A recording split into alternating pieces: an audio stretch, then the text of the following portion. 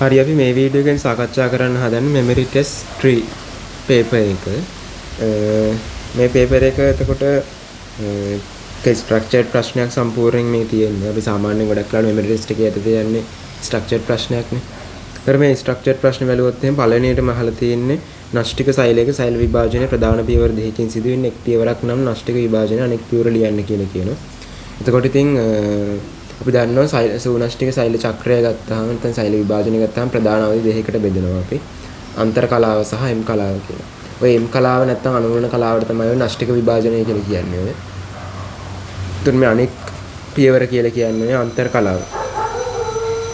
මේක ඇවිල්ලා අන්තර් කලාව වෙන්නේ. ඊට පස්සේ අහන නෂ්ටික සෛල විභාජනය ඇති වෙන නෂ්ටික විභාජන වර්ග දෙක ලියන්න කියලා. නෂ්ටික විභාජන වර්ග දෙක ගන්නේ ඔය අනුවණණය සහ උණණය.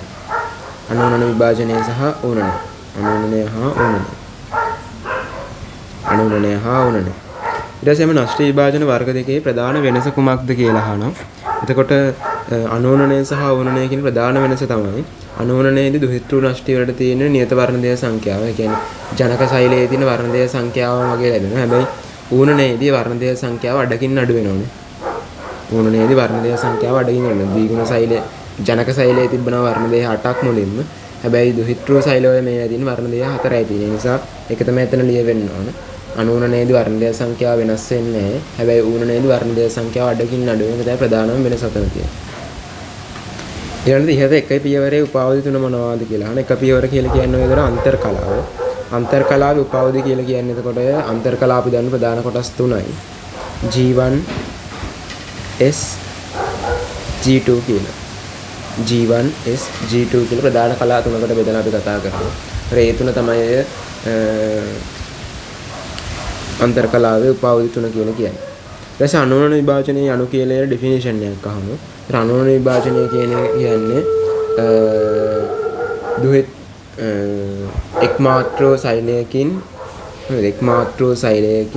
ප්‍රවේණිකව සර්ව සම දුහිතෘ සෛල දෙකක් නිපදවීමේ නෂ්ටික විභාජනයට අපි කියනවා අනුවණන විභාජනය කියලා. එක්මාත්‍රෝ සෛලයකින් ප්‍රවේණිකව සර්ව සම දුහිතෘ සෛල දෙකක් නිපදවීමේ නෂ්ටික විභාජනයට අපි කියනවා අනුවණන විභාජනය කියලා. ඊට පස්සේ ඩෙෆිනිෂන් මම තියාගන්න ඔය වගේ ස්ට්‍රක්චර්ඩ් අහනවා. ඊළඟට අනුවණන තර්කයට අයත් කොටස් මොනවාද කියලා අහනවා. අනුවණන තර්කයට අයත් කොටස් තුනට පස්සේ අනුවණන තර්කය හැදලා තියෙන ප්‍රධාන කොටස් තුනකින් එකක් තමයි කේන්ද්‍ර දේහ ඊට අමතරව තියෙනවා තුරුව ඊට අමතරව තියෙනවා තර්කුව. සාමාන්‍යයෙන් මෙහෙම කේන්ද්‍ර දේහ තියෙන එකිනෙකට ලම්බකව එකකින් මෙහෙම එළියට විහිදෙන දින තුරුව ඊට අමතරව තියෙනවා තර්ක ශුද්ධ නාලිකා. දැන් තර්කුව. දැන් අතනම තර්ක ශුද්ධ නාලිකා කියලාම ලියවනවා හොඳයි. කේන්ද්‍ර දේහ තුරුව සහ තර්ක ශුද්ධ නාලිකා. තර්ක ශුද්ධ නාලිකා. මේක තමයි තුරුව. මේ තියෙන්නේ තර්ක ශුද්ධ නාලිකා. තර්ක ශුද්ධ නාලිකා. මේවා තමයි කේන්ද්‍ර දේහ.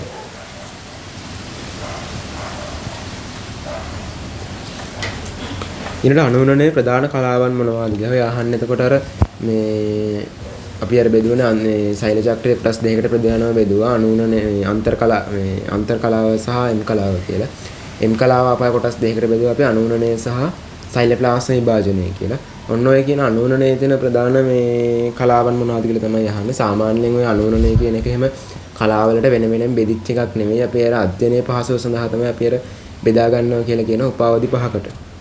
ඒකට ඒව ගත්තට පස්සේ ඉතින් පළවෙනි එක තමයි ප්‍රාක් කලාව. ඊට පස්සේ ප්‍රාක් පෙරයෝග කලාව. ඊට පස්සේ යෝග කලාව. ඊට පස්සේ වියෝග කලාව. ඊට පස්සේ අන්ත කලාව. ඔය ටික තමයි අවදි පහ වෙන්නේ. ප්‍රාක් කලාව, පෙරයෝග කලාව, යෝග කලාව, වියෝග කලාව සහ අන්ත කලාව. හරිනේ. ඊළඟට එම එක් කලාවන්හි ඇති වෙන ප්‍රධාන සිදුවීම් මොනවාද කියලා අහනවා. ඒතකොට හැම එකනම එක එකක් ගන්න වෙන වෙනම ලියන්න වෙනවා තමයි. හරි.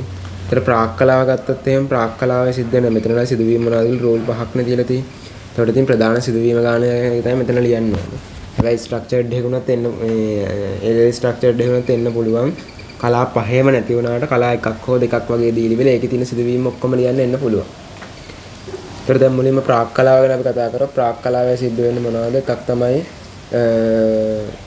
ක්‍රොමැටින් ඝන වෙලා මුලින්ම ක්‍රොමැටින් ඝන වෙලා කෙටි වෙලා වර්ණ දේහ බවට පත් වෙනවා. ඒතර ඔය වර්ණ දේහ තියෙන්නේ සාමාන්‍යයෙන් මෙහෙම සහෝදර වර්ණ දේහාංශ දෙකකින් යුත් මේ විදිහේ වර්ණ දේහ විදියට. සහෝදර වර්ණ දේහාංශ දෙකකින් යුත් වර්ණ දේහ විදියට තමයි තියෙන්නේ. මේ ආලෝකනිරීක්ෂණ නිරීක්ෂණය කරන්න පුළුවන් අපිට. ඊට පස්සේ නෂ්ටිකාව නොපෙනී යනවා මේකෙදි. ඊට අමතරව තර්ක උපකරණයේ සෑදීම ආරම්භ වෙනවා. තර්ක උපකරණයේ සෑදීම ආරම්භ වෙලා කේන්ද්‍ර දේහ ප්‍රතිවිරුද්ධව කරා ගමන් කිරීම සිද්ධ වෙනවා. ඒක තමයි බ්‍රාග් කලාවේ සිද්ධ වෙන දේවල් ප්‍රධාන. ඊට පෙරයෝග කලාව ගත්තොත් එහෙනම් පෙරයෝග කලාවේ වෙන දේවල් ගත්තම පළවෙනි එක තමයි නෂ්ටි පටලයේ බිඳ වැටෙනවා. පෙරයෝග කලාවේ නෂ්ටි පටලයේ බිඳ වැටෙනවා. ඊට අමතරව ගත්තොත් එහෙම පෙරයෝග කලාවේ තව වෙන දෙයක් තියෙනවා. සාමාන්‍යයෙන් මෙන්න මේ අපි ගත්තාම මෙහෙම තියෙන මේ කේන්ද්‍ර පොඩ්ඩක් අතවල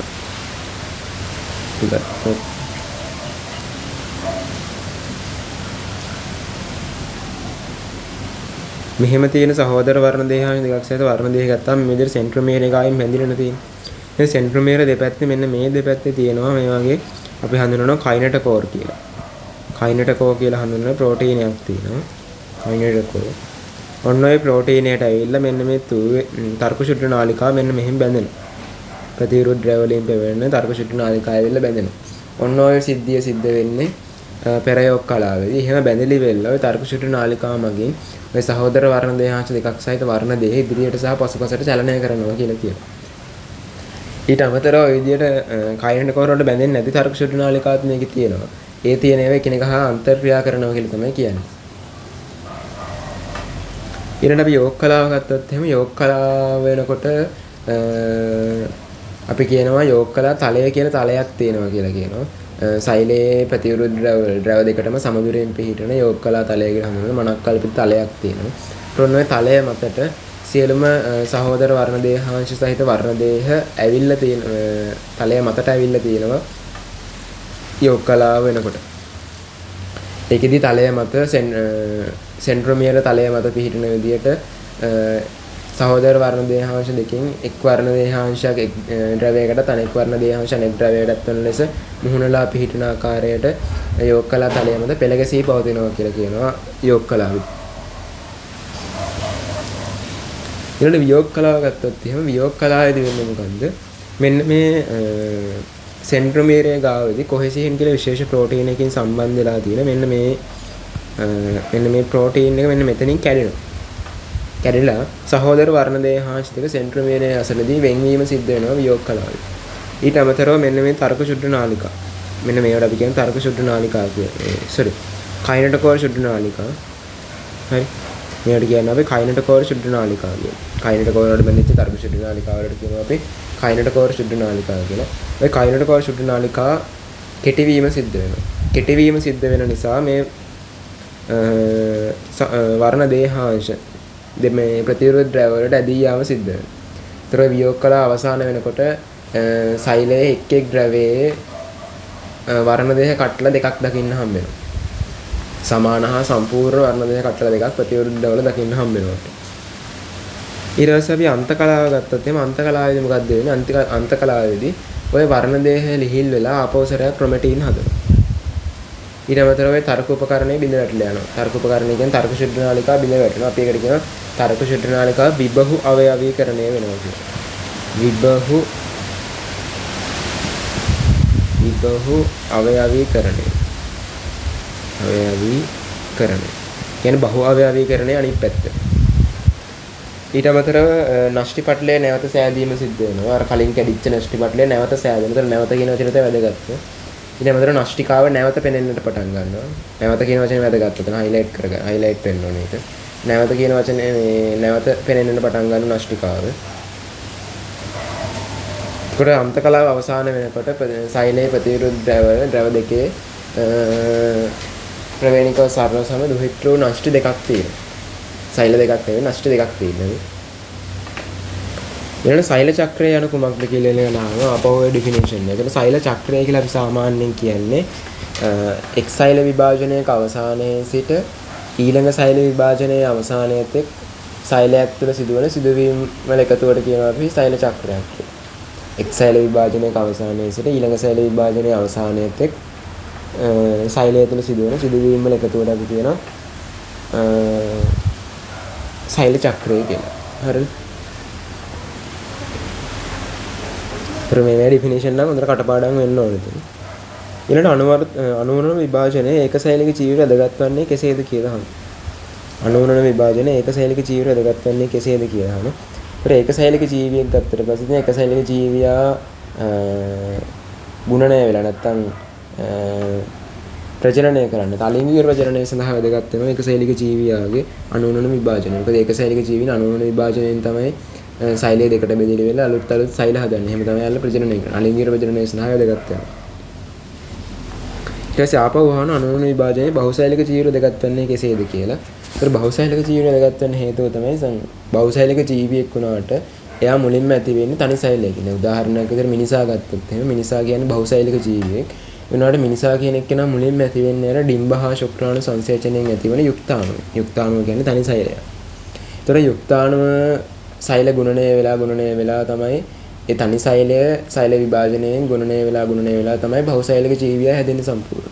ඒතකොට අර බහුසෛලික ජීවියා වර්ධනය වීම සිද්ධ වෙන අලුත් සෛල හදලිවිල දැන් පුංචි කාලේට වඩා දැන් ඉන්න කෙනා ලොකු වැඩි හිටියනකොට මිනිස්සු ලොකු වෙනවනේ සාමාන්‍යයෙන්. චූටිම කාලේ චූටි ඊට පස්සේ එන්න වයස යන්න එක්තරා කාලයක් දක්වා වර්ධනය සිද්ධ වෙනවා කියලා කියනවනේ. ඒතර ඒ වර්ධනය වෙද්දි මොකක්ද වෙන්නේ? මිනිස්සු ප්‍රමාණයෙන් විශාල වෙනවා. ප්‍රමාණයෙන් විශාල වෙද්දි ඇඟේ තියෙන සෛල සංඛ්‍යාවත් වැඩි වෙනවා. හරි. ගොඩක් තැන්වල සෛල සංඛ්‍යාවත් වැඩි වෙනවා. ඒතර වැඩි වෙන සෛල ටික නිපදවන්නේ අනුවරණ විභාජනයේ. ඒතර බහුසෛලික ජීවිය වැදගත් වෙන එකක් තමයි සෛල මේ දේහ වර්ධනයට. බහුසෛලික ජීවියගේ දේහ වර්ධනය සඳහා වැදගත් වෙනවා. ඊට අමතරව තව ගන්න පුළුවන් ඕන නම් තුවාල සෝ වෙන්න එහෙමත් අනුවරණ විභාජනය වැදගත් වෙනවා. අපේ ඇඟේ දැන් තුවාලයක් වුණා කියලා කියන්නේ එතන තියෙන සෛල ටිකක් නැති වෙලා යනවා. පටක හානියක් නෙවෙන්නේ. හරි සෛල ටිකක් නැති වෙලා. ඒතර නැති වෙච්ච සෛල ටික ආපහු අලුත් සෛල වලින් ප්‍රතිස්ථාපනය කරනවා. ඒතර අලුත් සෛලය කියන්නේ හදන්න ඕන. අලුත් සෛල හැදෙන්නේ ඔන්න ඔය අනුවරණ විභාජනය මගින්. ඊළඟට අහනවා සෛල ප්ලාස්ම විභාජනය සත්ත්ව සෛලයක හා ශාක සෛලයක සිදුවේද කෙසේ සිදුවේද කියලා. ඒතර සත්ත්ව සෛලයක නම් සෛල ප්ලාස්ම විභාජනය වෙන්නේ බේදෙන ඇලියක්මයි. ශාක සෛලයක නම් කොහොමද වෙන්නේ? ශාක සෛලයක නම් සිද්ධ වෙන්නේ සෛල තලයක් සෑදීම මගින්. සෛල තලයක් සෑදීම මගින්. ඒතර සෛල තලය හැදෙන්නේ කොහොමද? සෛල තලය හැදෙන්නේ ඔය ගොල්ගි උපකරණය දන්නවනේ. ගොල්ගි උපකරණයෙන් නිපදවනවා ශ්‍රාවී ආශයකා. අන්නේ ශ්‍රාවී ආශයකා ගිහිල්ලි වෙන්න යොක්කලා තලය මත තැම්පත් වෙනවා. යොක්කලා තලය මත තැම්පත් වෙලා අලුතින් සෛල බිත්තියක් හදනවා. ඒකෙන් තමයි ඔය මේ සෛල තලයක් හදනවා කියලා කියන්නේ ශ්‍රාවී ආශය යොක්කලා තලය මත තැම්පත් වෙනවාම තමයි සෛල තලය හැදෙන්නේ. ඒකෙන් අලුතින් සෛල බිත්ති දෙකක් දෙපැත්තට හදලා අලුත් සෛල දෙකක් බවට පත් වීම සිද්ධ වෙනවා. වෙන්වීම සිද්ධ වෙනවා. මේකවත් පොයින්ට් කිව්වේ නෑනේ. අය පොලින් පොයින්ට් එක වඩ බලාගෙන මෙතෙන්ට එක පොයින්ට් එකයි. මෙතෙන්ට මේ දෙකට 2යි. වෙනසට 3යි. මේ 3ට 3ක් හම් වෙනවා. අනුවරණ විභාජනය යන කුමක් දිනට 1යි. තර්කවට අයස් කොටස් 3ට 3ක් හම් වෙනවා.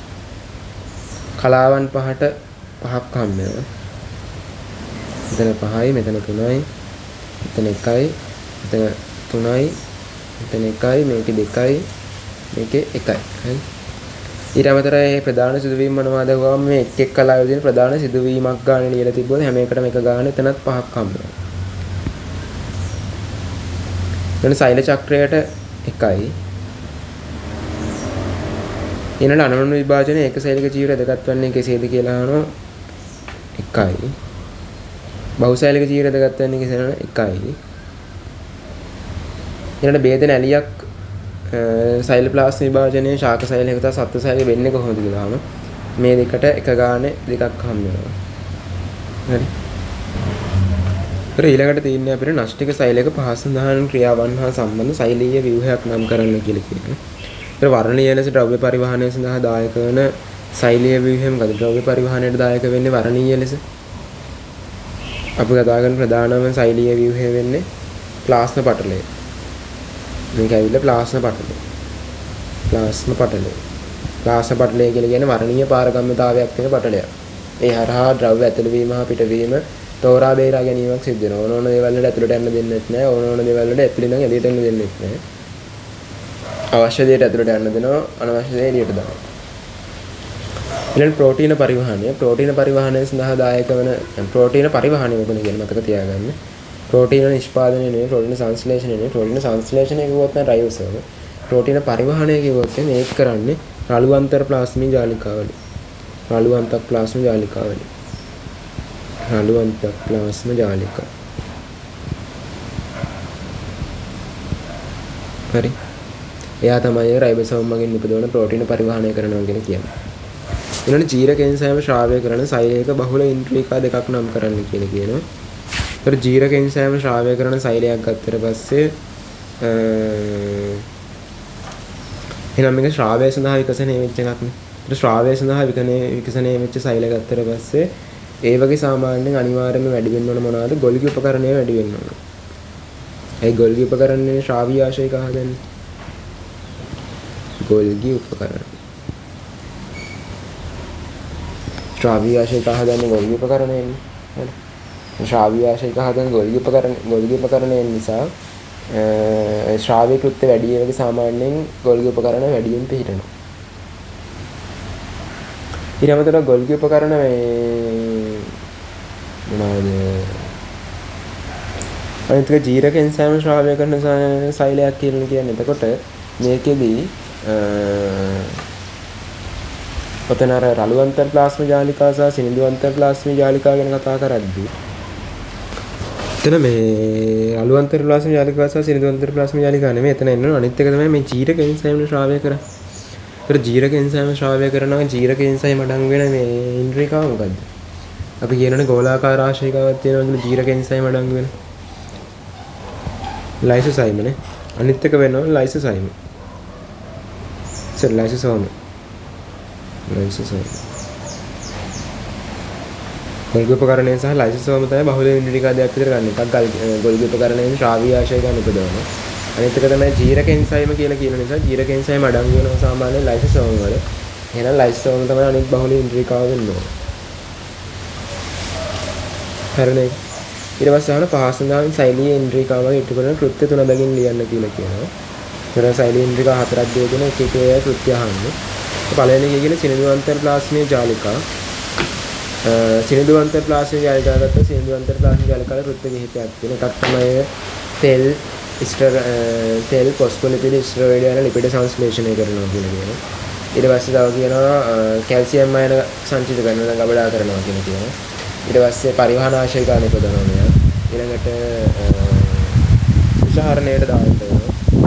ඊට අමතරව මෙයා කාබෝහයිඩ්‍රේට් පරිවෘතය සිද්ධ කරනවා. ඔය කෘත්‍ය පහනේ. ඒතර ඕනම පහකින් තුනක් ලියලා තිබ්බොත් එතන පොයින්ට් තුනක් හම්බ වෙනවා. මේකට තුන ගානේ තුනටම හම්බ වෙනවා. මෙතන දෙකක් තියෙනවා මෙතන එකයි මෙතනත් එකයි. හරි. ඊළඟ සෛල සැකිල්ල ගත්තාම සෛල සැකිල්ලේ කෘත්‍ය අහන්නේ. ඒතර සෛල සැකිල්ලේ කෘත්‍ය ගත්තොත් එහෙම එකක් තමයි සෛලයට හැඩයක් ලබා දෙන්න වැදගත්. ඊට පස්සේ ඉන්ද්‍රිකා ස්ථානගත තබා ගැනීම වැදගත් වෙනවා. අවශ්‍ය වූ විට වර්ණ දේහය චලනය සඳහා වැදගත් වෙනවා. ඊළඟ සෛල ප්ලාස්මීය චලන සෛල ප්ලාස්මීය සංසරණය සඳහා රෝයලින් ඕනම කෘත්‍ය තුනක් ලියන්න පුළුවන්. එතන කෘත්‍ය හතරක් විතර තියෙනවා ඔක්කොම. ඊළඟ පක්ෂම හෝ කශිකාව ගත්තහම පක්ෂම හෝ කශිකාවල කෘත්‍ය ගත්තොත් එකක් තමයි ජීවීන්ගේ සංචරණය සඳහා දායක වෙනවා. සමහර ජීවීන්ගේ සංචරණය සඳහා දායක වෙන පක්ෂම හෝ කශිකාව. ඊළඟට ඩිම්බ ප්‍රනාල ආස්තරණයේ තියෙන පක්ෂම මගින් ඩිම්බය ගර්භාෂය දෙසට ගමන් කරන පරිවහනය කිරීම සිදු කරනවා. ඊට අමතරව පටක මත පිට තරල චලනය කරන්න දායක වෙනවා. ශ්වසන මාර්ගයේ එහෙම තියෙන මේ පක්ෂම වලින් එහෙම පටක මත පිට තරල චලනය කරන්න දායක වෙනවා. ඒ කෘත්‍ය තුන තමයි පක්ෂම කශිකාවක. ඊළඟ සෛල විත්තිය කෘත්‍ය ගත්තොත් එහෙම ප්‍රධාන වශයෙන් සෛලයට හැඩයක් ලබා දෙනවා, සන්ධාරණය ලබා දෙනවා. ඊට පස්සේ ගුරුත්වයට එරෙහිව ඍජුව දරා සිටීම සිද්ධ කරනවා. ඊට පස්සේ තව කියන්න පුළුවන් අපිට ශුන්‍යතාවයේ වැඩිවීමේදී ඉඩ ලබා දෙනවා. ඊළඟට ශුන්‍යතාවය ඕනට වඩා වැඩි වෙලා සෛලයේ විපිරී යාම වළක්වනවා. ඊට අමතරව තව කියනවා නම් අක්‍රීය ජල පරිවහනය සඳහා දායක වෙනවා. ජලය හා ඛනිජ අවශෝෂණයේදී පසෙන් ජලය හා ඛනිජ අවශෝෂණය සඳහා වැදගත් වෙනවා මේක සෛල බිත්තිය අක්‍රීය ජල පරිවහනයේ ත්‍රෝයි කෘත්‍ය වලින් ඕනම 3ක් ලියන්න පුළුවන් එතන. ඒක ඔක්කොම පොයින්ට් 40ක් තියෙනවා මේකේ. පොයින්ට් 40 එක පොයින්ට් එකකට ලකුණු 2.5 ගානේ මුළු 40ටම හම් වෙනවා. 2.5 වැඩි කිරීම 40 කියන්නේ 100යි. බලන්න 100න් කීයක් තියෙනවද කියලා. 100න් 80ක් 90ක් විතර තියෙනවා නම් හොඳයි. ඉතින් හොඳයි. 80ක් 90ක් කියලා හොඳ ගියා. මේ ලකුණ අඩු වෙනවා කියලා කියන්නේ අය පාඩම් කරන්නේ නැහැයි කියන එක. මතක තියාගන්න. මේ මම හැමදාම කියන්නේ මේ තීරි පන්තියට ආව හැමදාම කියන දේ මේ සතිය කරන ටික මේ සතිය පාඩම් කරගන්න කියන එක. වැඩ ගහ ගන්න එපා. ඒ නිසා පාඩම් කරන්න. ඔය මේ මෙමරි ටෙස්ට් දෙන එකේ ප්‍රධාන අරමුණ තමයි ඔයගොල්ලෝ පාඩම් කරලා නැද්ද ඔයගොල්ලන්ටම බලා ගන්න පුළුවන්. මේ මෙමරි ටෙස්ට් එක ලකුණු අඩු වෙනවා නම් අනිවාර්යයෙන්ම ඔයගොල්ලෝ පාඩම් කරලා නැහැ. ඒක තමයි මගේ ප්‍රධාන අරමුණ මේ මෙමරි ටෙස්ට් දෙන එකේ. ඊට අමතරව ඔයගොල්ලන්ට බලා ගන්න පුළුවන් මොන වගේ ප්‍රශ්නද ඇහෙන්නේ කියලා. පේපර් එක ඇහෙන ප්‍රශ්න මොන වගේද කියලා. ඔය තියරි විතරක් පාඩම් කරලා වැඩක් නැහැ. ප්‍රශ්න අහන විදියක් දැනන් ඉන්නවා. ප්‍රශ්නට උත්තර ලියන්න අපි දැනන් ඉන්නවා. හරි එහෙනම් අපි නවත්තමු. හරියට මොනවා හරි ප්‍රශ්නයක් තියෙනවා නම් පන්තියේදී අහන්න පුළුවන්. මේ පේපරේ මේ ගැටලුවක් තියෙනවා අහන්න.